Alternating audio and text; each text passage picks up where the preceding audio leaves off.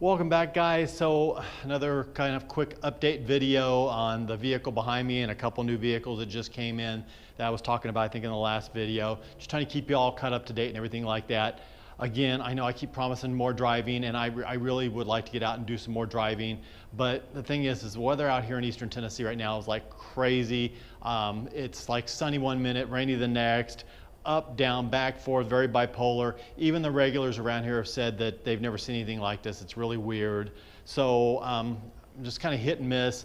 I've been able to get all the vehicles out and drive them just a little bit because I like to get them out and just do a little shakedown run before I actually put them on camera and drive them, make sure they're going to be somewhat reliable, know some of the quirks about them or what have you. So, you know, I'm prepared. But so I've driven everything. I just haven't driven it a lot. The one behind me, I'll kind of catch you guys up to speed on that. If you guys remember last video, I talked about like the whole thing that went down with this and money being owed and everything like that. So as of this video right now, I have not received the title on this vehicle. However, I did send the guy a text just a little bit ago. I said, hey, it's been like a week. I haven't received the title. Starting to get a little worried. He's like, that's my bad, my apologies. I guess he forgot to put postage on the envelope and it came back to him. So he's like, I just got it back in the mail of the day. So hopefully he's square, hopefully that's true, hopefully it shows up in the next few days. I would expect it by the end of this week. So I'm anxiously watching every day in my mailbox. But since the last video, I actually had my mechanic out and he's done some work on this car and gotten some things dialed in. One of the things being the steering. I'll show you guys what's going on there. So one thing that was going on down here, it's still a little hot because I just drove it, I feel the heat.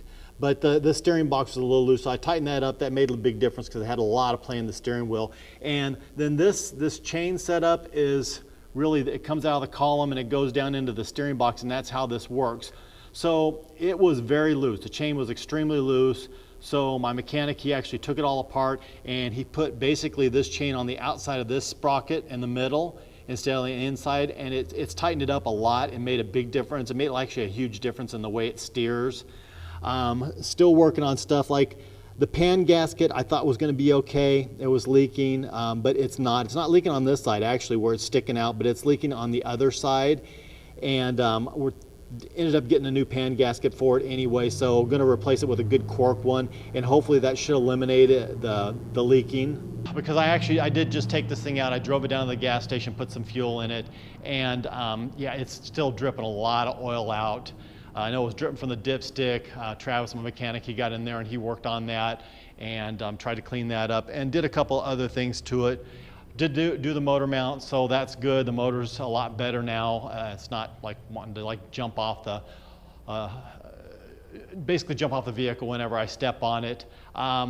This is still a vehicle that I would not want to drive fast. I'm telling you right now, it does have good power. I did step into it just a little bit coming back from the gas station. I had a little straightaway and I just stepped into it maybe like 3/4 of the way or so, and it does pick up. It does have power. Definitely those turbos kick in, you start getting boost. It has a lot of power, but still I don't think I'd want to drive this thing more than about 50 miles an hour. It just seems a little bit sketchy, and then of course these roads are really thin and narrow, so I'm kind of aware of that. Also, there's the fact that you have to think about the fact that these tires are very wide, and if you go back here and look at the stance of this thing, these tires are really wide and take up a lot of space going down the road, so you take up a lot of your lane. So that's something to be aware of when you're driving it too. So, you know, maybe I can get it out when it's just me and I can take it out and run it out like a wider road, because I had my son with me at the time, so didn't want to do anything crazy. And maybe I can try to run it up to a little bit more speed. I haven't really gotten it beyond like 45. I don't think 50 or 60. I think that's about the limit I want to take this car up to. Kind of a shame because it is built to run, but it's just got a cool persona. It's got a cool look. I really dig the look of it. And actually one person in the last video did comment and said it's, you know, like too much, and person's just trying to do too much with it and everything like that. And I do agree. For me, it's a little over the top, but as it's set here in my shop and I've looked at it, it has grown on me a lot more. I really think it's cool. It's kind of a rat rod, hot rod type look, and it's something I don't really have in any of my other vehicles, even the new ones that came in. So I do like it, and I do think I want to keep it around. I'm going to get it registered in my name once I get the title, get it a little bit more dialed in, and I think I'm just going to enjoy it a little bit. Just cruise it around here locally, nothing big, nothing spectacular or anything like that.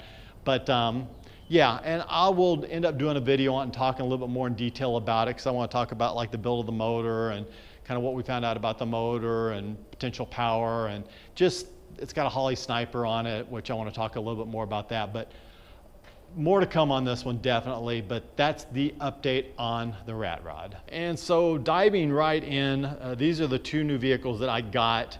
Both came from California, both came from a buddy of mine that I've done some trades with before. I ended up trading that 47 Ford Coupe that I had for like maybe not even like 8 hours before I actually started working on a deal for these two vehicles.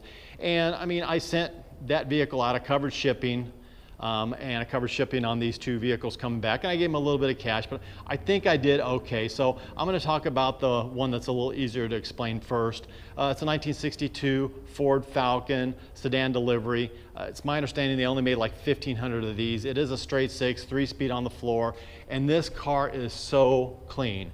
It is exceptionally clean. I love the paint, the stance. The interior, it actually does have a back seat, which is kind of cool. I'll put it up and show you guys from the passenger side. But yeah, it is really super clean and a good running car. I mean, it fires right up. It's a little cold-blooded. You got to let it sit there and idle for 3 or 4 minutes before you take it down the road. But it is really super clean. Everything seems to work on it as it's supposed to. And I'm actually kind of happy with this one. It's slow, it's definitely very slow. It can barely get out of its own way. Probably top speed on this thing's like maybe 75 downhill with the tailwind. But it's a nice little cruiser. I do enjoy driving it. And I think I will probably keep this one, actually, at least for a while. You know, for me, it's kind of a rare vehicle. I think it's only gonna go up in value. And I don't know, I just like the looks of it. And I've always kind of wanted something that's just more stockish, kind of cruiser, just humdrum or whatever. And this car just, it fits the bill for just my stock cruiser, nothing fast, just fun to drive it around. Don't want to get it on the freeway because it's just not going to cruise freeway speeds, but for around town, back roads or whatever, it's going to be great. This one is definitely an oddity. It is I've always got to think about a Jack Sport Streetster. That's what it's called. And from what I can find out, there was only 75 of these made. It is a very unique vehicle. It's patterned after a 32 Ford Roadster. And it's like a 3/4 the size. And you might notice if you look really closely, it is powered by an S&S Harley motor. I'm not sure the actual size of the motor, but it is a Harley motor. It is a Harley transmission. So you shift it right there. It's 1 forward and the rest backwards. It's a 5-speed. And there is a reverse to it. And it's just, I don't know, it's very unique. When you start it up, it's all Harley. It sounds like a Harley. It's got that muscular sound of a Harley. I think it's cool because it's going to appeal to motorcycle people as well as hot rod people. It's just got the one door on this side, but it's got a tilt column. I mean, all the gauges seem to work with the exception of the oil pressure gauge. That doesn't seem to be working. But, and right now the brake lights and the signals aren't working, so I'm going to dive into that really soon. But, I mean, there's a magazine article in Car and Driver on this particular car, this actual car, and it's just really, really cool. It also has the signature of Alan Grant. You can see right there on the dash. And those that don't know who Alan Grant is, he was one of the original Team Shelby Cobra racers for Team Shelby back in like the 60s. He grew up in Modesto, went to school with George Lucas. He is actually the guy that John Milner, the John Milner character from American Graffiti, was patterned after. So got his signature on it. I actually did send him a friend's request on Facebook. He hasn't responded yet. I just kind of wanted to ask him if he remembers signing this vehicle and if he knows anything about it. I doubt that he owned it, but I'm sure he signed it for somebody. So it is kind of cool. I've driven it one time just down to the gas station and back, and it drives nice. I will admit there's a lot of vibration from that Harley motor through it, but it drives nice, it cruises nice. It's definitely not fast, as it wouldn't be. I mean, it's a Harley motor and the little thing's still 1,200 pounds, so it's not fast at all, but it's fun. So I'm gonna see what I can do with it. I'm gonna see if maybe, find a good trade for it. I'll probably sell it. It's really not me long-term, but we'll see what happens and see what I can make happen. Say hi. Hi. I know, he's just got to come out here and get in on it. So, but yeah, that's what's going on right now. Like I said, I like to get them out and drive them and do a few things with them, but I did want to do a shakedown, which I've kind of done. Now I'm going to wait for some good weather and some time when I don't have other projects and try to get some driving videos on all of these vehicles. But hey, you know what? My son, right there, he was brave. He did go for a ride in that one a little bit ago, and you survived it, didn't you? Yeah. We made it there and back? I gotta tell you something. You got to tell me? What?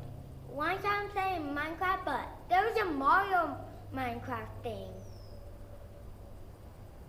That's totally on subject.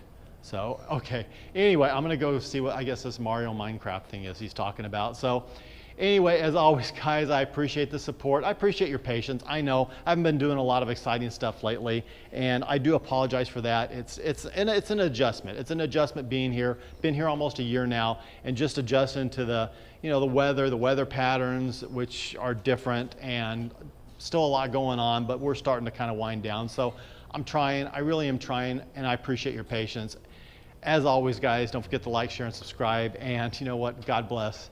Take care. Guys, have an absolutely amazing day. Bye-bye. Bye-bye.